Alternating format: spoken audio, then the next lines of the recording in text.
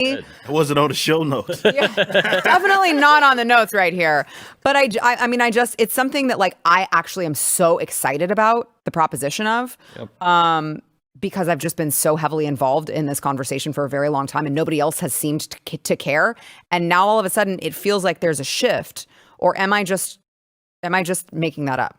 No, I think that's right. I think he'll pull maybe a significant chunk of kind of the old school Democrats that, you know, him and Trump are kind of a part of or were a part of. Yeah, the Blue Dogs.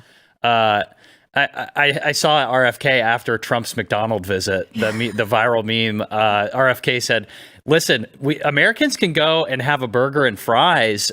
We used to cook our fries in different things than the seed oils that we cook them in now. So I think it's a good message. I don't know how much it's going to pull. I mean, this idea of like the undecided or the independent voter, I don't know how real that is or how big that is. Yeah. But I think those two joining forces is good because it covers more territory. Trump can, you know, his kind of main things are immigration, the economy, getting RFK there with, you know, helping with big pharma and the deep state stuff. I think that's good. I think he's a valuable player on the team. I just don't know how much that's going to translate electorally. Yeah, I definitely think like there's a spot for him at the table, because Americans have to look around and go, we're sick, we're unhealthy, we're all fat.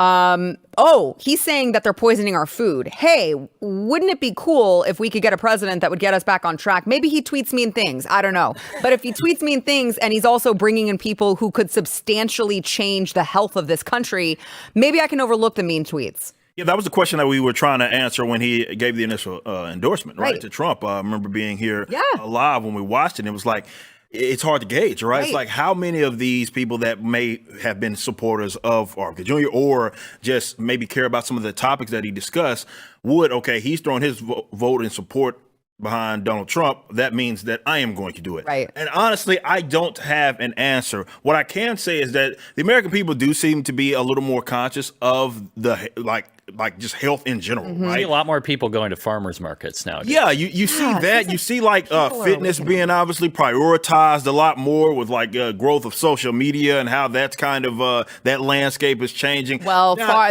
if you're far right people, I'm sure. Well, that's true. That's true. Those are the people that because exercise is apparently far right? But no. So I think what happened, because I will look at just the point that you brought up, and that this used to be more of a leftist kind of a slant. And I think a lot of that had to do with COVID, to be completely honest, and that whole sham kind of opened a lot of people's eyes to the fact that they are being lied to with people that or lied to by people that they actually trust, or at least the government does in some capacity, right? And you just saw it on it's probably as wide of a scale as it could possibly be on, right? Though I'm not the national stage, on a world stage, and all of these clowns were in on it, and it made the American people be like, okay. You see some of these side effects and things that are happening. First, they lied about it, said it wasn't happening, and then it's like, oh yeah, side effect of my carditis. That's an actual problem, right? Like, whoops, sorry. All you young people that got that. So you watch folks be lied to, and then they wanted to kind of reassess where it is they were at, and a lot of that did have to do with the politics at the time. Let's be completely honest. We know where a lot of the Democrats or leftists really around the world and how they were approaching this jab. They wanted to force people to get it, forcing people. I mean, never mind the actual policies surrounding. That's a whole different animal. I think all of that has to do with why you have seen a slant from leftists really seeming to care a lot more about it to maybe it's not necessarily right to wing. I just think it's just more people in general, no matter where they're at, are paying a little more attention to what's going on, what they're putting in their bodies, whether it be food, by way of injection, whatever it may be. Right. But you start asking, what else are they lying about? Exactly. And it's like, well, if this wasn't about health, then maybe some of these other things aren't also about health. Exactly. Right? Maybe those health experts aren't actually experts about health, as it turns out. And you mean Rachel Levine? Yeah. Well, I'm glad that you brought up good old Levine. Does he still have? You know what? Never mind. Because I think like at the same time that we are seeing this, it feels so positive. I know Kamala tweeted something earlier today that was like, Trump's running on, problems. Like he's talking about problems that exist and I'm running on solving the problems. And it's like, well, I mean, you created the problems. That's fine. But it does feel like, despite what Kamala says, the Trump campaign is like, it all feels positive. It's like, we're bringing America first back. We're bringing the country back. We're kicking out, the people who shouldn't be here, who are draining our resources. We're bringing health back. We're like, it all feels really positive. And then you have the left. And it just feels like we'll find out very soon, but it feels like we're witnessing like the implosion of their entire DEI model. It feels like it's about to all crash and burn because, let's look at what's happened in the last couple of years, just leading us to this DEI presidential candidate. Bud Light had the Dylan Mulvaney fiasco. Their revenue dropped like over 10%. They lost their spot as the top selling beer in the United States for like 20 years. They lost that spot. And let's see, Harley Davidson, with Robbie Starbucks exposés. They were accused of going woke because the CEO signed this pledge for diversity and inclusion. And Tractor Supply. It's all the ones that you're like, you guys were supposed to be our people. Yeah. And you're clearly not because you're signing this crap. They're funding, all ages pride events. And so Target, you've got all of these fiascos. There's that. Target was like, hey, you know what we should do? We should make trans merch for young children, for like toddlers, for little, infants, because even in infancy, you can choose what your gender is. And so you're seeing all of these failures. New Star Wars, I would like to add. Well, I was going to be, that's a whole other animal. No, seriously, that's what should be, I would think needs to be really talked about, especially with Trump and what, Elon and what they're talking about, at least in the entertainment space, or rather Trump's campaign is. This is something that this whole model is crashing everywhere. Mm-hmm. In entertainment, you see what's going on with all these crap movies. Mm-hmm. You see what's going on in video games. Especially we got games like that really prioritize this. Concord got shut down. It was like $400 million or something. Just down the crapper, man. Just really pissed away. Like, so it's happening everywhere. So that's like in different industries in this country. Now let's talk about the DEI hires and how they've turned out for us. Levine, you mentioned Logan. I'm sorry, goes by Rachel, Assistant Secretary for Health in the Department of Health and Human Services, also couldn't tell you what is a woman. But somehow his job is to improve the health and well-being of Americans. And he has taken it upon himself to, honestly, I don't need the clip. Can I get a picture of the very feminine there? That is, of course, Rachel Levine wants you to. But he's the one who's out there, I believe, very confused about and somehow going to be in charge of everyone's health. You've got Pete Buttigieg, Secretary of Transportation, the first openly, gay person confirmed to serve in the president's cabinet, which, like, I'm sorry, I don't really freaking care who you like to screw. I just need you to be the most qualified at your job. And so you've got all of these people who have just totally failed. Let's talk about the toxic train derailment in East Palestine, Ohio. And he really didn't do anything for that. Airline cancellation. Oh, he wore boots to the scene. Yeah. He did wear boots to the scene. The airline cancellation chaos in 2022. He was out. I believe that was when he was out for paternity leave so he could chest feed his child. Hurricane relief stuff. Right. It's a disaster. Right. They have, it's all these people. But the problem is they've been rewarded. Like KJP. She was the next one I was going to bring up. She got a promotion. Did get a promotion. So I'm not a historian, okay? Can you think of a worse White House press secretary? Like Jen Psaki was. Oh, Raggedy Ann was way. She was bad, but she was terrible. But she way better. She makes. Dude, in comparison, isn't it like? Doesn't it make you think she did this on purpose so she would look good? She looks great compared to. So let's actually listen to the great Karine Jean-Pierre recently watch. Yesterday, especially at Ground Zero in New York City, we all, I'm sure, many of us have personal stories of that day, 9/11 of 2021, and more than 2,000 lives were lost. 9/11 of 2021 was the day that it was not that long all of that happened. Wow, time sure has 2,000 people. Yeah, to 9/11/2021 was when that happened. And by the way, she is reading off of notes. So that is her just reading off of notes. But let's talk about, I would say, the potentially might go down in history as the worst DEI hire of all time. Of course, Kamala Harris. Yeah, I think the Democrats are really right now discovering that there was an article yesterday in The Hill that said this, that Joe Biden was the stronger candidate. So Joe Biden, who cannot string two sentences together and who has to have his diaper changed regularly, was a better candidate for president than Kamala Harris. And that's where I was about to go with that,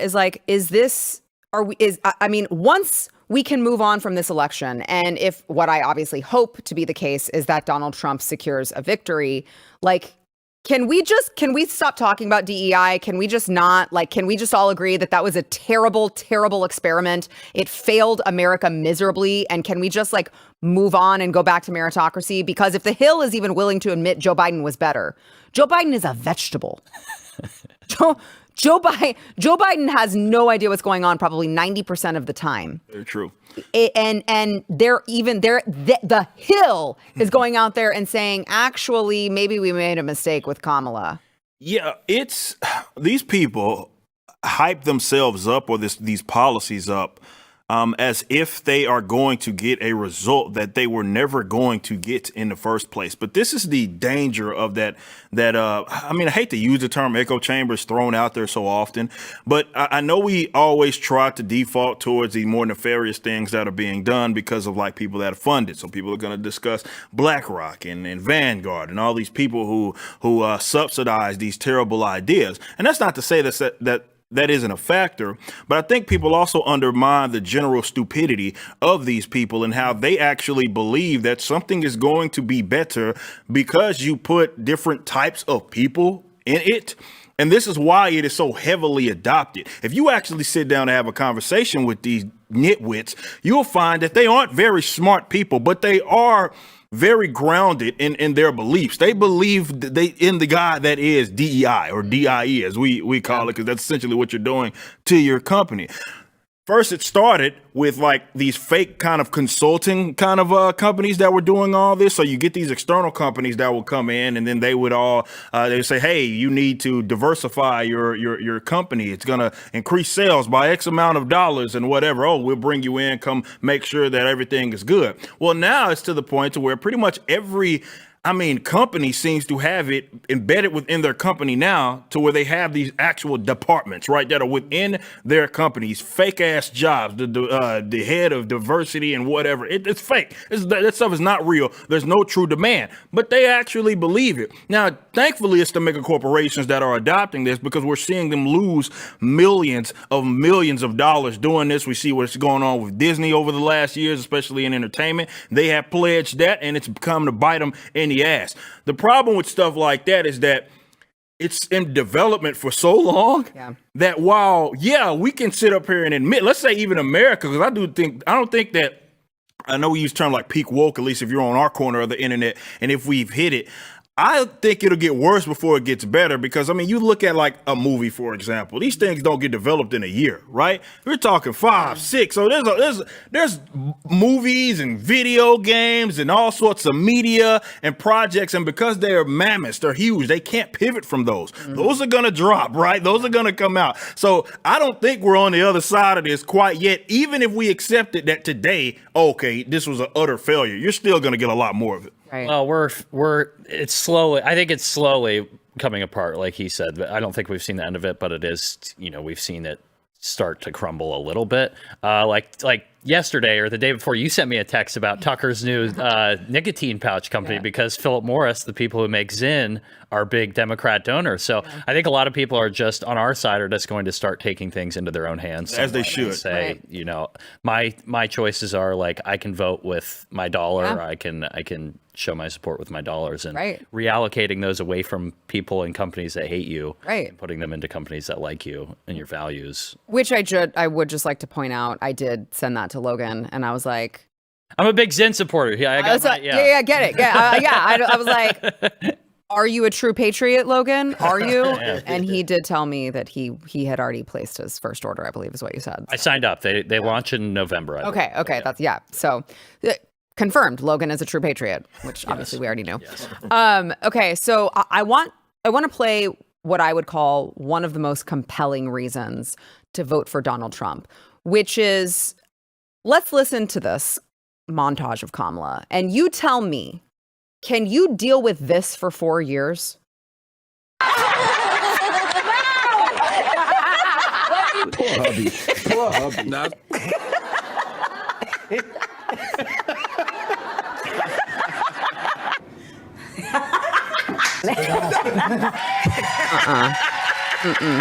Oh. No.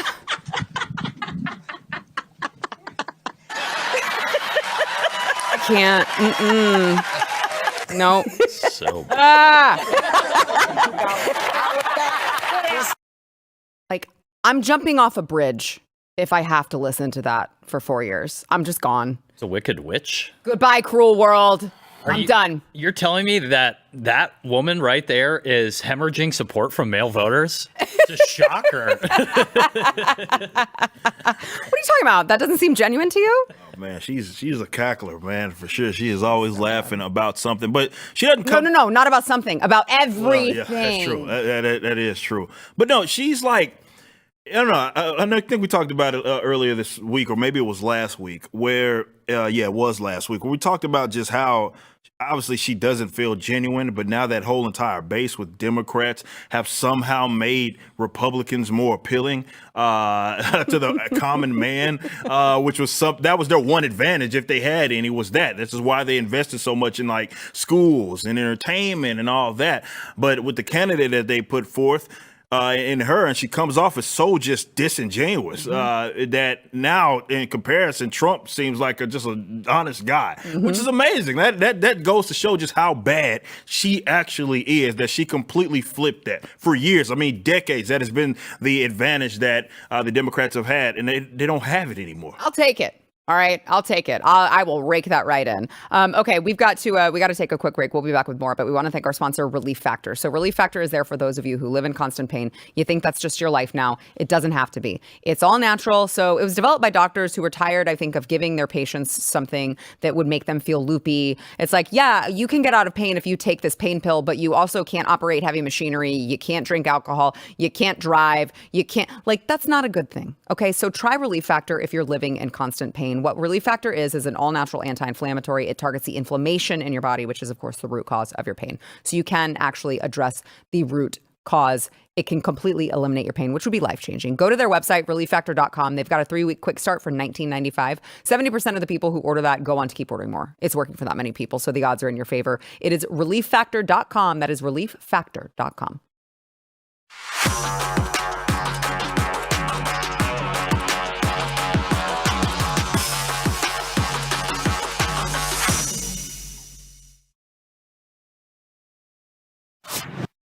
So speaking of DEI hires, you guys may recall the district attorney in Fulton County, Georgia, Fani Willis.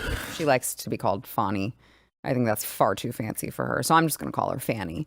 And back in August 2023, it's hard to believe that it's been this long, was when she hit Trump and 18 others with RICO conspiracy charges for, challenging election interference because they dared challenge the results of the 2020 election. Now, remember, I like to bring this up every single time I talk about this conversation.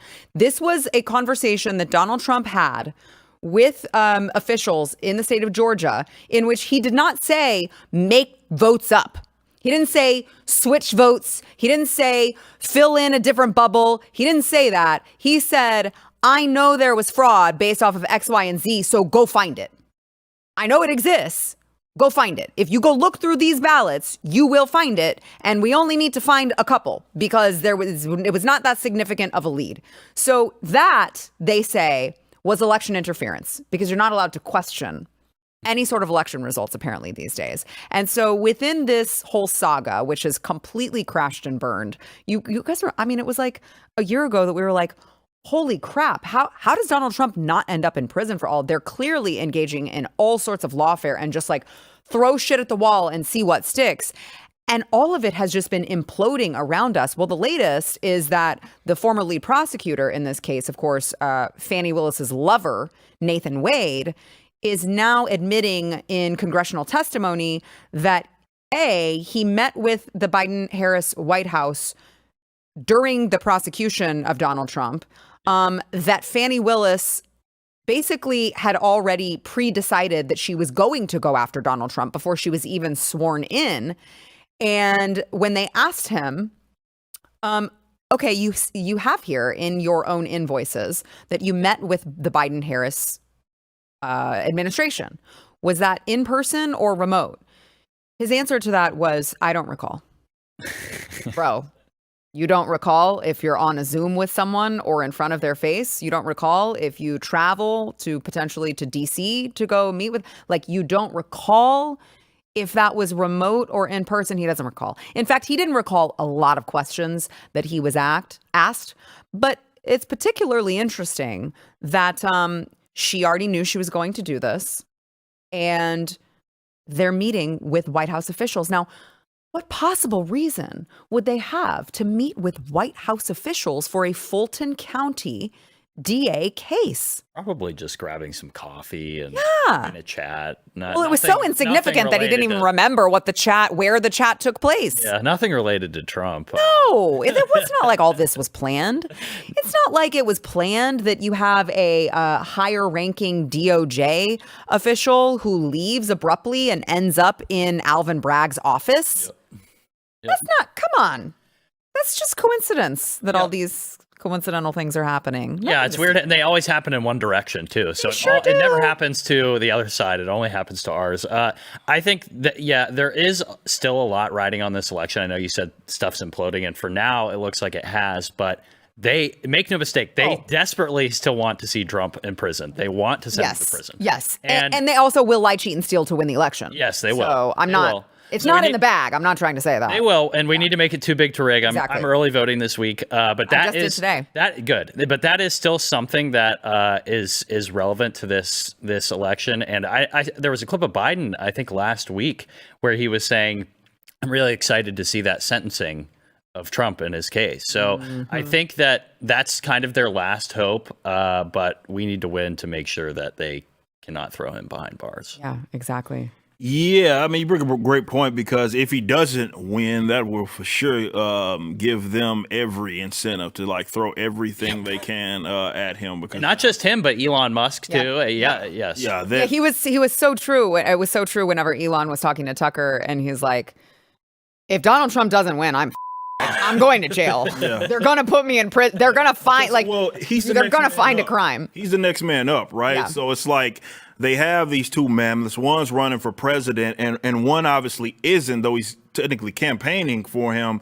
He has this big power, right? And in terms of his effectiveness, well, it's kind of crazy. Yes, he has all the things that he's accomplished in like the more or less the private sector, but really that whole Twitter thing is what kind of changed everything, right? Where there exists a platform with a high user base where people are relatively, at least in comparison to the other major platforms, able to say whatever they want. And that completely changed the game. So they have a big incentive to go after him. But, obviously to the point, everything's a coincidence, much like homie being linked up with her, or his phone, at least being found near her residence at 12 a.m. or whatever. I'm pretty sure they were just talking about cases during those times. It wasn't anything like... No, at 2 a.m.? Yeah, no. No, please. They're very hard workers. At something. They're working very, very hard. Everything's a coincidence, though. But seriously, this is something worth paying attention to, because, the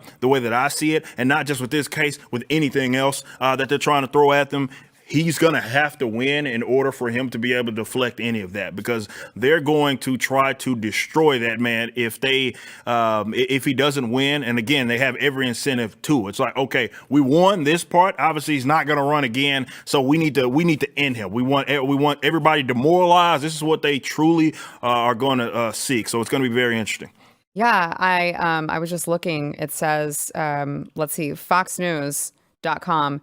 Nearly 55,000 registered Pennsylvania Democrats changed their party affiliation this year. A significant amount. So they switched over to Republicans. And, to your point, Logan, about making it too big to rig. Yep. It's like you're going to get to a certain point where like they just cannot make up the difference without it being so obvious. Right. Yeah. Like it's like we don't have that many voters, right? Like we have to be able to overwhelm the ballot box. I'm all the signs lately. I'm like trying really hard. Fingers crossed. Yeah, like I'm like, I don't want to tell you guys stay at home if you, are busy. I don't want you to take it for granted. I don't want you to think he has it in the bag. I think if you're looking at real world anecdotal evidence, he clearly will win, but they will go to any length possible to maintain power. Like yes. they just will. They shut your work down. They shut your schools down. They did a whole lot of shit while we had him at the top. Don't think that when they are actually at the top in power, they won't go to whatever lengths possible to secure their abuse of power. They will do it. So we need more, like Pennsylvania, we need more stats like this just to be like, okay, you guys, you could try, but you're not going to be successful. So, which then they will, to y'all's point, try to imprison him. But they won't be able to at that point. So let's just go out and vote. All right. Have I made myself clear? Vote. Do you understand? Vote and pray for our country. Please. All right. Let's go ahead and take a quick break. We'll be back with more, but we want to thank our sponsor of this segment, Patriot Mobile. So I'm going to be with Patriot Mobile later tonight because what they are doing is they are hosting a screening of James O'Keefe's latest documentary over at the border called Line in the Sand. And Patriot Mobile, I love the people over at Patriot Mobile. Their founder, Glenn Story, is one of my favorite people in the entire world because he means what he says what he means. He is a true patriot, and he is truly like all about fixing this country. And so over there at Patriot Mobile, you can go to their website. Okay, I encourage you to. You can get the same service that you're getting now with your cell phone provider. So nationwide service, they've got all three different companies' towers, so you're not going to be sacrificing any sort of service or anything like that. But they are America's only Christian conservative wireless provider, and they're partnering with organizations around the country to make America great again. Okay, so go there. You're probably going to save money. Odds are you're going to save money, and you will know that your money is not going to fund a company that literally hates you. So you can go to patriotmobile.com/Sarah, and you can get a free month with offer code Sarah. Go to patriotmobile.com. Just go check them out. See how much money they can save you. And go check them out. patriotmobile.com/Sarah.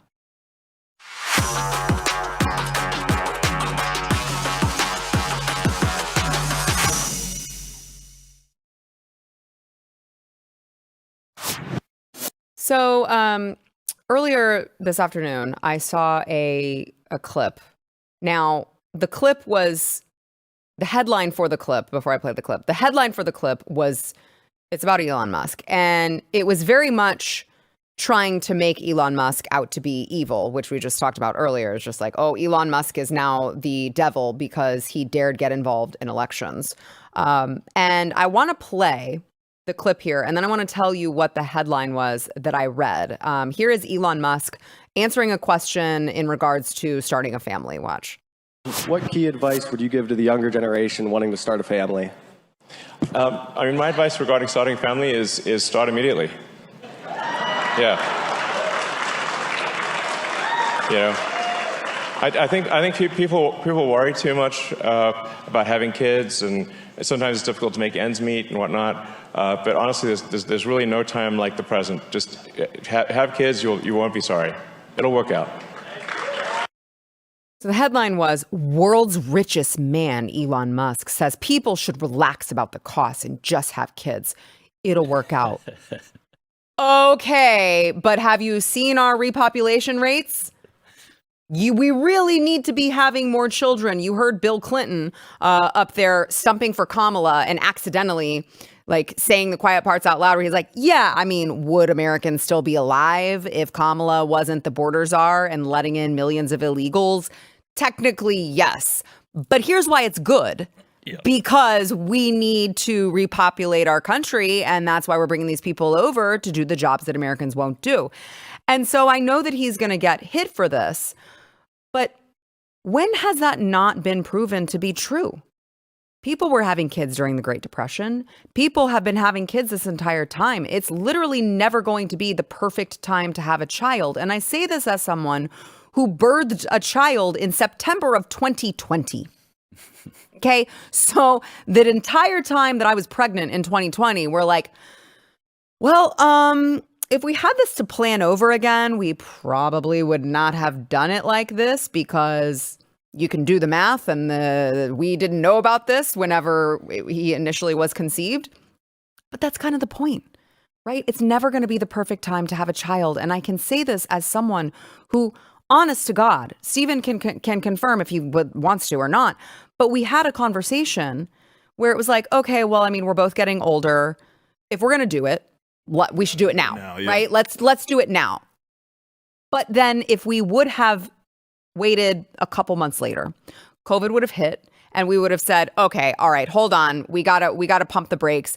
And do you know what would have happened 3 years later as we're getting out of COVID? We would have said, it's too late now.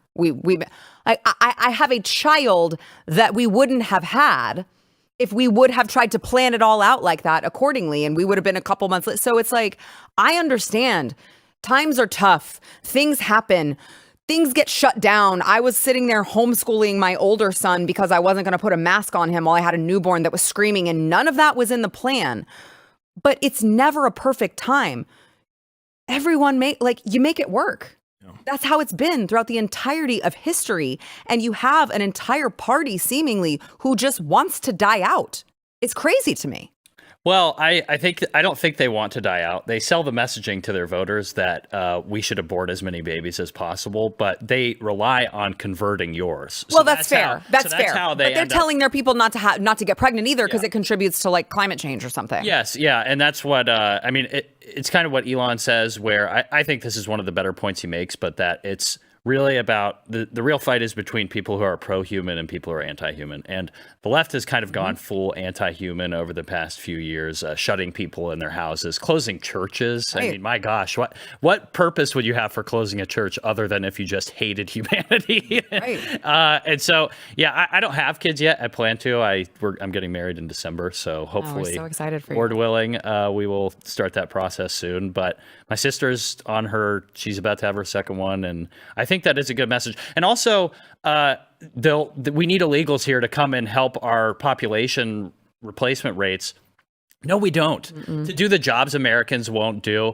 Right. Americans picked crops and did all of these. They did manual labor. They did plumbing. They did housekeeping. They did that before we had 70 million illegal immigrants in America. This is just a lie and a fraud that they sell to usher in illegal immigration. Yeah, I realize neither of you have children yet, but I also realize you understand the significance of getting married and starting a family and having children, and like the idea that you only can be rich to have kids. You have to be rich in order to have kids. Nonsense. It's also like they want you to abort your child if the child might grow up under just like the most inconvenient or the most minor inconvenient of circumstances. Guys, maybe you have to reprioritize. Maybe you have to decide I can't make it to the nail salon every month. Maybe I don't drive a BMW. I like downgrade a little bit. But like there are always changes that you can make, and the love and like just what you get back in return is just, it's priceless. So they want you to think that it's impossible, and they want you to think that it's not worth it if you have even just like the slightest inconvenience in your life. And it's just not true. And I'm just so glad that Elon is shining a light on that. Well, yeah, look, I think that the key word that he used, obviously, that I would echo is families, right? I would not advise anybody to just be going around having kids just to be having them, right? Correct. Like that's irresponsible, right? Correct. That's a completely different animal. But to the points that you bring up, it's like you kind of you figure it out, right? Yeah. Under those set of circumstances, and I get it. You want to find, if you can, the most ideal kind of setup, but that ideal setup isn't going to be perfect, and I think people need to come to that realization. My mother my mother's mother, especially considering the era that they grew up. My grandmother had 7 children, right? So she was far less off as far as economically than I am, right? Let's just say that. Yeah. And they made it work. My grandfather ended up passing in 1964, so she ended up having to raise also 7 children by herself, and she made it happen, right? She made it happen. So I do want to make sure that people are prioritizing like families, right? Like try to have children with people that, I don't know, you actually like, right? Marry people that you actually. Good life advice, Eric. Right? I'm just saying, I'm just saying to do that. And then obviously, definitely when you're dealing, I mean, look, all data shows, I mean, top to bottom, doesn't matter the race, doesn't matter the background. You got a 2-parent household, that child is going to be better off. No matter how many of them that you have, they're going to be better off in comparison to them being a single household. So I would encourage people to actually, I don't know, get with people that you love, and then start having those children. You don't have to be irresponsible. You don't have to be irresponsible, excuse me. And if you do end up slipping up, because look, stuff happens, figure it out. Right. As I say all the time on this show, if not for your children, then for who else would you do that for, right? So just go figure it out. Don't, I don't know, kill the child, because you think that there's going to be some sort of inconvenience. I don't know where we got off culturally, right? Where people just all of a sudden didn't understand that a consequence of having sexual relations with someone is getting pregnant. Right. And then that turns into, you have a child in your womb, right? Like that's a thing that happens. So understand like what you're doing when that happens. Yeah, but are you a biologist? And no, apparently I'm not, right? I'm not. But again, understand like that's a consequence if you are going to be sexually active, and deal with said consequences should they be a slip up. Find the ideal situation if you can get it, but deal with the damn consequences. For Christ's sakes, I don't know why people have to think, or people think that I screwed up, kill the baby. Right. What the fuck? Excuse my language. I probably shouldn't be just throwing that out there now, but I mean seriously, we've accepted this culturally that this is a thing. What did the baby do? What did the baby do? It's not their fault, right? No. That was you. You did that. And that's what pisses me off so much about this subject is that people like, you got these leftists, more or less these feminists who try to word it in a way like consent to sex is not consent to pregnancy. Yeah, it is. Yeah, it is. That's exactly where, again, you don't trip and fall on that man's penis, bro. You know that this is the result of what happens. Yeah, okay? you're accepting the risks. Deal with the risk. Deal with those consequences. The fact that people default to aborting babies is, man, it's killer, man. It really is. It sucks. Yeah. I do want to add to your point really quickly, Eric. Start a family and do it the right way.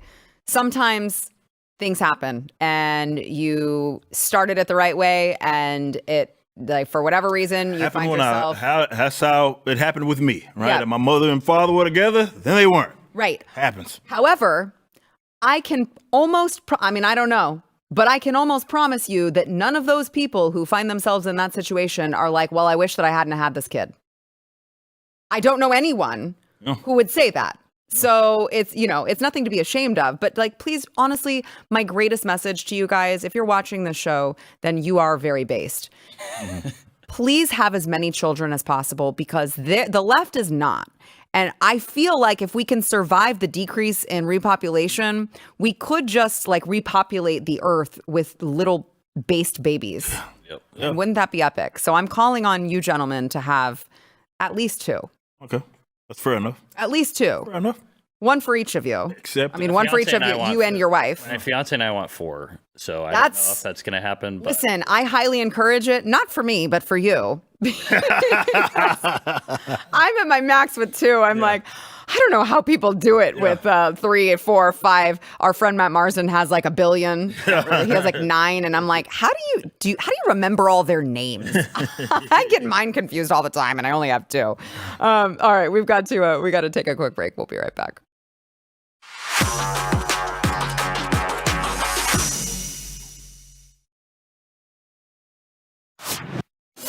So things continue to intensify across the globe. And it's very crazy to me that you always know how important, I've said this before, but you always know how important a strong United States is to the rest of the country. It's what you're taught. It's what you learn. Well, unless you're busy learning about, what gender you are in school these days. When I was in school, that was the general idea of what you learned, but you don't feel it. It's not palpable until now. And you're seeing what's happening with the, Israel and Iran. Apparently, Israel says that Hezbollah attempted an assassination on Benjamin Netanyahu. There were 3 drones that were launched in Lebanon on Saturday heading toward his residence. 2 of the 3 were intercepted. He wasn't home, so it wasn't actually an issue. And so now, of course, Israel is coming out and saying, like, we're going to bring our hostages home. We're going against you. Israel is determined to achieve all our war objectives and change the security reality in our region for generations to come. So at the same time that that's intensifying, and we have President Potato in office, you have Zelensky over in Ukraine, who was addressing the European Council, where he made these remarks. Watch. Хто з цих великих країн, всіх ядерних держав, хто з who of these great countries, all of their nuclear...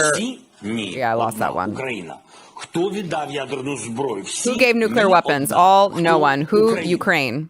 Хто сьогодні Who's воює? fighting today? Ukraine. І тому And so it turns out that we have it, nuclear. And in a conversation with Donald Trump, I told him we have it. Який же вихід? What's the way out? Або Україна буде Either ядерна Ukraine will have зброя, nuclear weapons, and then it is a protection for і us. тоді це для нас захист. Or we should have an Або alliance. ми повинні мати якийсь альянс. So Окрім basically, he's just НАТО, saying, на сьогодні ми не знаємо дієві альянси. yeah, we can cut that. So basically, he's saying, well, we have access to nukes, and so NATO better bring us in, and don't make me use them. So that, I would say, is not great news. Also, you've got Xi Jinping over in China, who was ordering China's military to prepare for an imminent world war in response to NATO's nuclear plans for Ukraine and Israel's leaked plot to strike Iran. I'm not going to play the clip because I would just like to get y'all's reaction to really how important it is that we get this election right. Am I over dramatizing it when I say, like, we literally could go into World War III? Is that an over dramatization? No, it's not. And I'm no rocket scientist, but Right. I would say that preventing World War III and preventing another depression in the economy is probably a little bit more important than abortion. I know that's Really? You I think? know that's all the left has to message on. Yeah. But yeah, I think What about mean tweets? mean tweets. Is it more important than mean tweets? Yes, Okay. and mean tweets actually work, by the way. Important to actually. point out that they work. People take notice when they don't know what Trump's going to do. Right. They're kind of scared of him. Exactly. And I think that's why we need Trump and JD and RFK in there. Tulsi too. Yeah, they're advocating for peace, and the other side is not. Yeah. It's pretty simple. Yeah, I mean, you look at just how bad it's gotten. This has just been 3.5 years. Donald Trump had the most, all of this global instability, the most peace that there had been in the Middle East with the Abraham Accords. I noticed that Vladimir Putin didn't invaded when the last Democrat was in office. Crimea, didn't do anything with Donald Trump in office, waited till another Democrat was in office, and then invaded again with Ukraine. I mean, it's like, right. It's like, this isn't even like an audition where we don't know how the global leaders are going to react. We already know because we've seen it, and it was pretty stable when he was in charge. Yeah, I mean, look, if foreign policy, well, I said on the show all the time, I think all too often, unfortunately, and I think maybe us here, we get too tied up in what the president actually can't do. And that's, to be fair, everybody's campaigning on shit that they can't do. It's not in their job description, per se. Foreign policy is. That's the one thing that they are tasked with dealing with. So from all polling, it looks like the American people, at least on average, if you believe these polls, do believe that Trump is going to be better suited to deal with these conflicts, specifically in the Middle East, in comparison to at least they have more trust in him. I think the more way that it's worded in comparison to Kamala Harris, right? And to be fair, that I think that's reasonable. You don't need to be a Republican to see that. And I think you bring up a great point when you compare the eras, right? And yeah, that stuff doesn't happen overnight. It's not anything that happens in a full year. Like, this is stuff usually brewing for decades. However, when they strike and when they tend to make something happen, all that stuff is coordinated, and that's done with. And look, I will say this also. I believe personally that a lot of the instability economically here kind of incentivizes world leaders, I mean, people around the world, to act up, if that makes sense, right? Because right now, I mean, the Americans aren't, like, be it with their dollar, anything, aren't really leaders, right? Right now at the global stage, right? We have leaders at sucking. We have this idea of what America is supposed to be, and one could argue that we're kind of far removed from that. And a lot of that has to do with the American people, as far as these politicians crippling their own folks, right? Yeah. So we're not able to lead per se by example, right? As, hey, this is like kind of a peak society here, and you know, if you're from somewhere else and you're looking at what's going on in America, you kind of feel good. Right. You feel really good. Yeah. We've lost our moral authority. Yeah. 1,000,000%. And if they get Kamala in there, that's an interesting little, like, scenario. But if they manage to get Kamala in there and then some massive war breaks out, are fighting age men in America going to, like, go risk their lives for Kamala? Absolutely not. Not my kids. I can tell you that. Not my kids. All right, we got to take a break. We'll be right back.